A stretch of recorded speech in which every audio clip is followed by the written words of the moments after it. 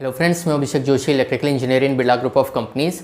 दोस्तों, आज मैं आपको बताऊंगा कि ट्यूबलाइट में चोक का फंक्शन क्या होता है। हमारे एक व्यूअर ने कमेंट किया है कि ट्यूबलाइट में चोक का जो फंक्शन होता है उससे रिलेटेड उन्होंने यूट्यूब्स पर और भी वीडियो देखे हैं, पर प्रॉब्लम ये है कि हर किसी ने थोड़ा घुमा फिरा के इस चीज़ को समझाने की कोशिश की है। तो उनका कहना ये है कि उनको पॉइंट टू पॉइंट बस ये बता दें कि चोक का फंक्शन एक ट्यूबलाइट में क्या होता है, जिससे अगर इंटरव्यू में ये सवाल पूछा जाता है या कहीं भी अगर कोई आपसे पूछता है तो आपको ये क्लैरिटी रहे कि चोक एक्चुअल में हम लोग यूज़ क्यों कर रहे हैं। तो आज के इस वीडियो में मैं आपको टू द पॉइंट बताऊंगा कि ट्यूबलाइट में चोक का एक्चुअल में फंक्शन क्या होता है।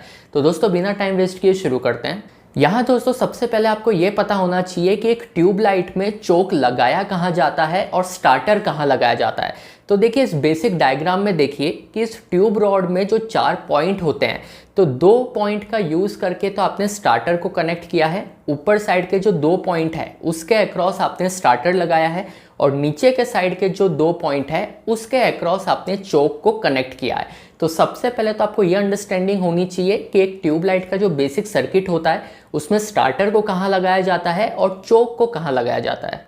दूसरा डाउट दोस्तों ये आता है कि ट्यूबलाइट में हमें चोक लगाने की रिक्वायरमेंट ही क्यों है। उसके बाद हम लोग देखेंगे कि चोक का एक्चुअल में फंक्शन क्या होता है। तो देखिए, हमारी जो ट्यूब रॉड होती है, ट्यूब रॉड के अंदर मर्क्यूरी वेपर गैस का यूज़ किया जाता है। प्रॉब्लम यह है कि जब भी आप ट्यूबलाइट का स्विच ऑन करेंगे तो ट्यूबलाइट तुरंत ऑन नहीं होती, क्योंकि ये जो मर्क्यूरी वेपर गैस है इसको आयोनाइज होने में टाइम लगता है, और इस गैस को आयोनाइज होने के लिए आपको हाई वोल्टेज और हाई करंट की रिक्वायरमेंट होती है। अगर आप 240 वोल्ट से ट्यूबलाइट को जलाना चाहें तो वो नहीं जलेगी। अब इसमें आपका सवाल ये आएगा कि घर में तो 240 वोल्ट ही यूज़ होता है, तो 240 वोल्ट देकर ही तो हम लोग ट्यूबलाइट को जला रहे हैं, तो आप ऐसा क्यों कह रहे हैं कि 240 वोल्ट पर ट्यूबलाइट नहीं जलेगी। तो देखिए, यहीं पर रोल आता है स्टार्टर का, यहीं पर रोल आता है चोक का। तो सबसे पहली चीज़ तो अब ये आती है कि आप हाई करंट प्रोड्यूस कहाँ से करेंगे। तो देखिए, हम लोग ट्यूबलाइट में जो स्टार्टर लगाते हैं, इस स्टार्टर के जो 2 पॉइंट अभी आपको ओपन दिख रहे हैं इस डायग्राम में, जब भी आप लाइट को स्विच ऑन करेंगे तो ये जो 2 कॉन्टैक्ट है ये आपस में शॉर्ट सर्किट हो जाएंगे, और ये शॉर्ट सर्किट होने के वजह से ही आपके ट्यूबलाइट सर्किट में high magnitude of current flow होने लगेगा। यहाँ दोस्तों आपको ये चीज़ भी समझनी चाहिए कि जब भी आपके ट्यूबलाइट के सर्किट में high magnitude of current flow होता है तो इस करंट को आपको कंट्रोल करने की भी ज़रूरत है, इस करंट को आपको लिमिट करने की भी ज़रूरत है, और यही फर्स्ट फंक्शन होता है ट्यूब रॉड में चोक का। चोक हम लोग सबसे बेसिकली इसीलिए लगाते हैं कि जब भी स्टार्टर में शॉर्ट सर्किट होगा, जिसके वजह से आपके सर्किट में high magnitude of current flow होने लगेगा, तो उस करंट को कहीं ना कहीं लिमिट करने के लिए हम लोग चोक का यूज़ करते हैं।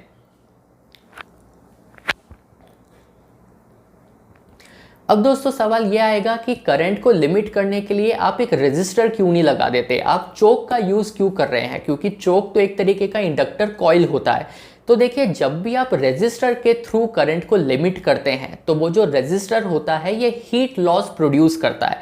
आपका जो भी करंट होगा वो तो लिमिट हो जाएगा, पर उसको लिमिट करने में हीट एनर्जी लॉस होगी। इस तरीके से एक रेजिस्टर काम करता है, पर हमको इस करंट को लिमिट करना है और हमें हीट लॉस भी प्रोड्यूस नहीं करना।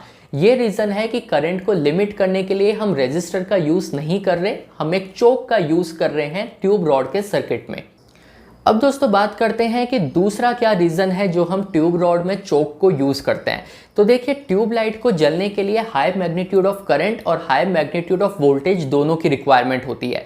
करंट तो हमने स्टार्टर में शॉर्ट सर्किट करके प्रोड्यूस कर लिया, पर हाई मैग्नीट्यूड ऑफ वोल्टेज आपको चोक प्रोवाइड करके देता है। तो चोक का दूसरा फंक्शन ये होता है कि आपके ट्यूब लाइट के सर्किट में चोक का दूसरा फंक्शन ये होता है कि ट्यूब रॉड में जो मर्क्यूरी वेपर गैस है उसको आयोनाइज करने के लिए जो हाई वोल्टेज की रिक्वायरमेंट है, ये हाई वोल्टेज आपको चोक प्रोवाइड करके देता है। तो यहाँ दोस्तों आपके पास हाई वोल्टेज भी प्रोड्यूस हो गया चोक के वजह से, और आपके पास हाई करंट भी प्रोड्यूस हो गया स्टार्टर के वजह से। तो अब आपकी जो ट्यूब रॉड है ये फाइनली ग्लो हो गई है, जो मर्क्यूरी वेपर गैस है ये आयोनाइज हो गई है। अब नॉर्मल जब आपकी ट्यूबलाइट ग्लो कंडीशन में है उस वक्त अब आपको हाई वोल्टेज की रिक्वायरमेंट नहीं है, क्योंकि हाई वोल्टेज सिर्फ स्टार्टिंग कंडीशन में ही यूज़ होता है। हाई वोल्टेज की जो रिक्वायरमेंट है ये सिर्फ ट्यूब रॉड को स्टार्ट करने के लिए है। एक बार मर्क्यूरी वेपर आयोनाइज हो गया, एक बार आपकी ट्यूब रॉड ग्लो हो गई, अब उसको हाई वोल्टेज की रिक्वायरमेंट नहीं है।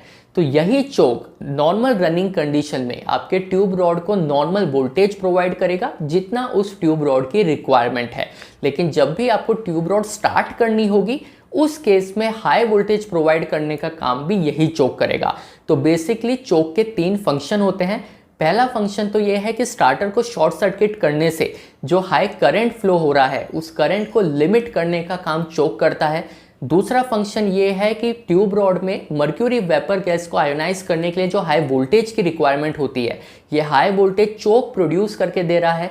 तीसरा फंक्शन ये है कि जब भी आपकी ट्यूब रॉड ग्लो कंडीशन में होती है, जब आपका मर्क्यूरी वेपर आयोनाइज हो चुका है, उस कंडीशन में जो नॉर्मल वोल्टेज की रिक्वायरमेंट होती है वो नॉर्मल वोल्टेज अब चोक के थ्रू ही प्रोवाइड होता है। तो ये 3 बेसिक फंक्शन होते हैं ट्यूब रॉड में चोक के। तो दोस्तों ये बहुत बेसिक वीडियो था, लेकिन ये अंडरस्टैंडिंग के लिए बहुत ही अच्छा वीडियो है। ये वीडियो अगर आपको समझ में आया हो तो मुझे कमेंट बॉक्स में बताइएगा। मैं आपसे मिलता हूँ कल ऐसे एक इंटरेस्टिंग टॉपिक के साथ। तब तक अपना ध्यान रखिए। Good bye.